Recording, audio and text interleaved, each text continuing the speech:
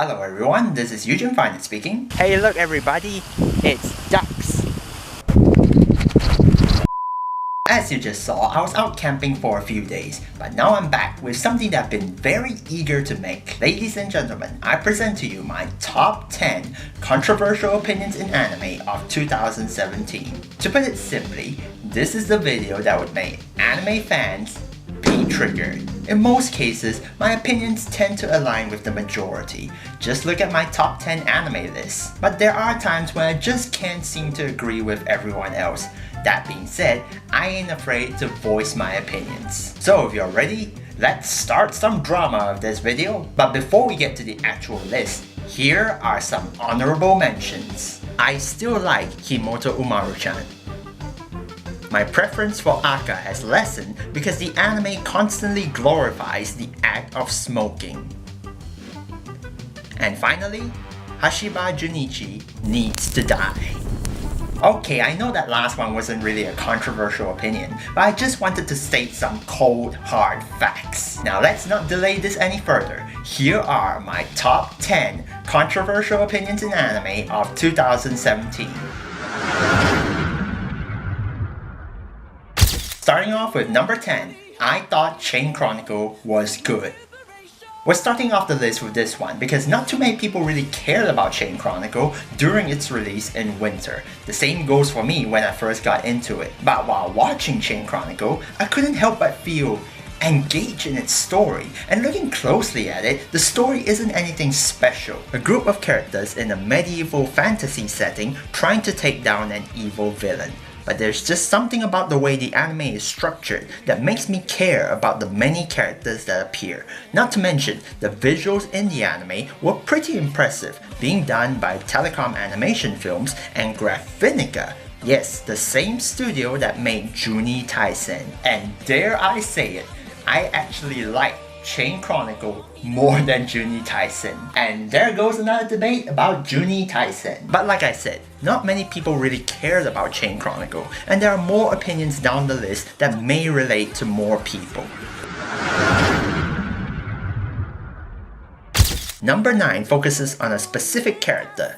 I still like Kushida Kikyo from Yokoso Jitsuroku Shijo Shugi no Kyoshitsue.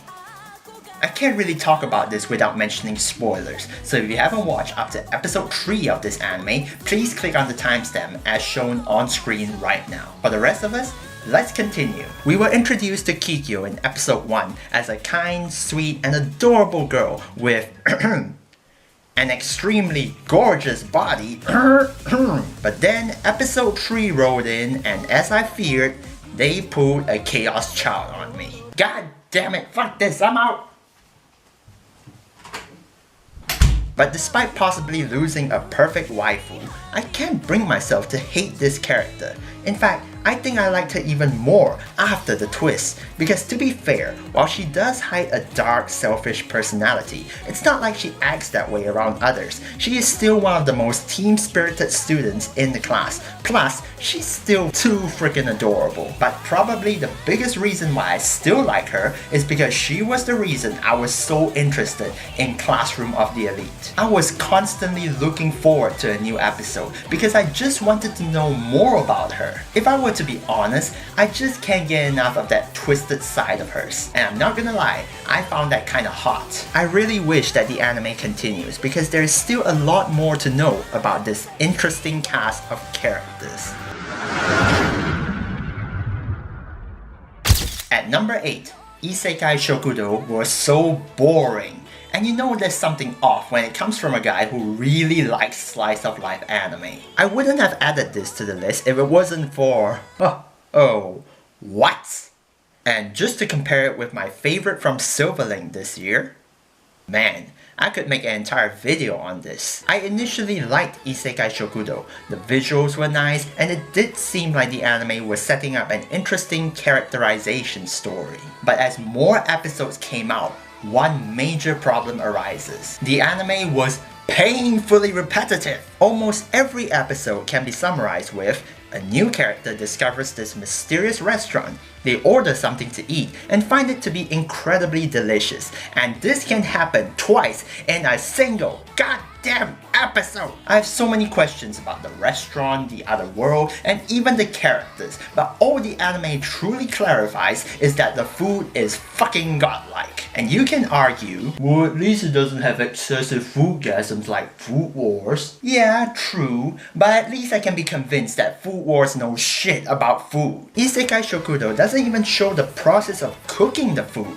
when already it has so little to showcase as variety. I'm well aware that this is a slice of life anime, but come on, it wouldn't hurt to change things up a bit instead of just showcasing a new food item every half episode. All I'm saying is that if there is a sequel, please focus on something else.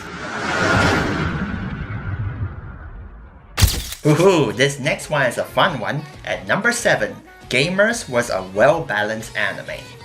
This anime definitely was a mixed bag of opinions, so it was inevitable for it to make it to the list. As you've guessed, I like Gamers because it was an anime that truly knew what it was. Not saying that the anime makes absolute sense because misunderstanding overload. What I mean is that the anime knew how to adjust to different tones. When the anime needs to be lighthearted, it feels lighthearted. When the anime needs to be serious, it can get serious. And it never feels like the tones were off for the situations present. A good example involves the misunderstandings. Yes, they can get rather ridiculous, and you just feel like face-palming every single time that happens. But what I find so amazing is that the anime never treats these misunderstandings seriously or dramatically. They just play it off as comedy. And that, I feel, is something not many anime try to do, and it certainly isn't easy to pull off, as evident from its mixed reception. At number 6, we have a double with my best anime picks from winter and spring 2017. These next two anime were some of my favorites to come out during winter and spring, and even now I still regard them highly. The first one is Kuzu no Honkai. It was probably the only anime from winter to completely immerse me within the first 5 minutes. It is an anime I'm so impressed by because of how unique and somewhat daring it was. Needless to say, not everyone was on board, but I don't just change my opinions, even if they don't match a bigger YouTuber like Digibro. The other anime is Recreators. Again, a standout when it first came out, and still one of my favorites. Of course, not everyone was a big fan of the exposition overload, and while I do wish the anime could have done more, I was still incredibly satisfied with the direction they took. Protests against my opinions on these probably will not cease, but I will still stand my ground. Coming in at number 5, I like Konosuba Season 2 more than Season 1. Ah yes, Konosuba, the anime that everyone just won't shut up about. Heck, even Arcada from Glass Reflection called it the best anime of 2016. So of course I had to see what all the fuss was about. And I found myself in a bind because I didn't find Season 1 all that enjoyable. Thankfully, Season 2 was already out, and to my surprise, I was laughing uncontrollably. I definitely had a blast. I definitely had a blast.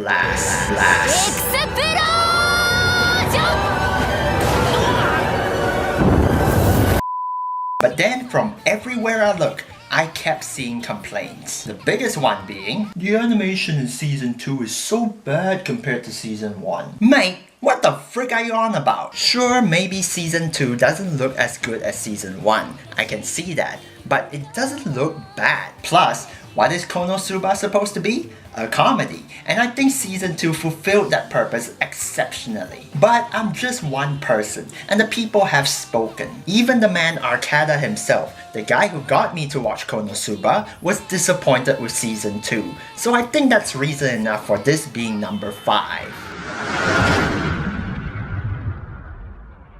Oh boy, we are getting close to the brink with number 4. I liked Miss Kobayashi's Dragon Maid, but not as much as everyone else. This was one of the anime from this year that has always bugged me. As of now, I do have a better appreciation for it, but probably not as much as everyone else. Miss Kobayashi's Dragon Maid is regarded as one of the best anime of winter 2017 by many people, but even now, I still don't think so. I just wasn't very satisfied with the lack of showcase of the Dragon World. The anime took a more slice of life route, which is fine and all, but it just felt like such a waste. This kind of anime has been done countless of times already, and I feel like the anime could have been more interesting had it focused on the more out of place occurrences. Not to mention, with the lack of showcase of Toru's backstory, it made it kinda hard to be fully convinced with the drama that occurred in episode 13. Especially when she seems to be able to talk about such daunting situations so nonchalantly with Kobayashi. So I really hope that this anime can get a second season and hopefully fix this problem. At number 3, Manga Sensei needs a second season. Okay, hold your horses and hear me out before you start sending me your hate comments. It's not that Manga Sensei was especially good, even though I still like the anime, but if Oreimo, a story made by the same author, could get a second season, then I see no reason why this can't have one as well. Yes, you heard it right. I think Manga Sensei is better than Oreimo. And also, I do think that Sagiri would make a much better little sister than Kirino any goddamn time. Sure, the story of Manga Sensei isn't the best thing ever, but it's not entirely bad either. All I'm saying is that I want this anime to have a fair go. A second season did help Oreimo a bit, and it could potentially do so for Manga Sensei as well. And I'm sorry Gigguk, but if Manga Sensei is trash, then that means we have a whole lot of other trash to work with.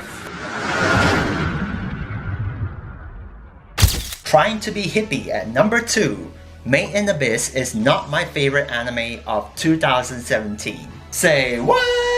Probably one of the most highly acclaimed anime of the entire year. Even I can agree with that. But the anime just misses out, mainly because it was incomplete. That statement alone can be pretty touchy, but I just like my things to be complete, okay? Taking its spot are some choices that are pretty unpopular. The biggest candidate would be Sakura Quest. I am absolutely surprised that no one seems to be talking about this anime at all. If I have to say, it was one of the most satisfying anime I've seen all year, and I would even say that PA Works did a standout job with it. Besides that, another likely candidate would be Shokoku no Altair. You wanna talk obscure? Nobody seems to be talking about this anime. And what's with this miserable score on my anime list? That's fucking bullshit. This is another anime that has been constantly impressing me true and true. And its strategy-based approach really reminds me of shows like Code Geass, and I just savor that kind of story. To be fair, Made in Abyss Season 2 has been announced, so maybe I can finally be satisfied with its ending.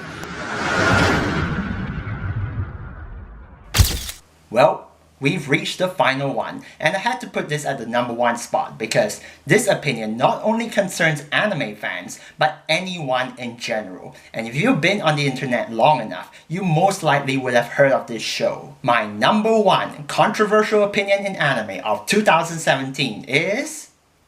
Attack on Titan Season 2 was disappointing. Aww. Now don't get me wrong, I still very much like Attack on Titan, but having to wait 4 years for a sequel really does heighten my expectations. From a technical standpoint, nothing much has changed. The visuals were still great, and it still leaves me on the edge of my seat. But the one thing that has always bothered me about the anime is the lack of answers to the many mysteries present, and Season 2 does not help. In fact, I think I'm even more confused than when Season 1 ended. But that alone would not have made me so disappointed in this season. The main problem really starts during the second half of Season 2. We were revealed to the identities of the Colossal and Armored Titans, and shit was starting to get real. But not long after, the anime focused so much on the culprits as if we were supposed to sympathize with them. The big problem is I can't because I don't know what the fuck was going on. And the way the season ended too was very unsatisfying because now I have way more questions than answers and it didn't feel like the anime has progressed a whole lot. Well, thankfully, season 3 is upon us and I can only hope that things start to pick up. But honestly speaking, I'm getting tired of waiting. And that was my top 10 controversial opinions in anime of 2017. And if you made it this far, that means either you agree with my points or you're a very understanding person. And so 2017 is almost done, but let me know in the comment section below, what do you guys think about this year in general in regards to anime? I'm very interested to see what you guys have to say about all the different anime that have come out this year. And now I'm just gonna cut this video here because I still gotta edit this really massive video. And so, as always, thank you guys so much for watching this video and do stay tuned to the next time of whatever I make. Until next time, bye!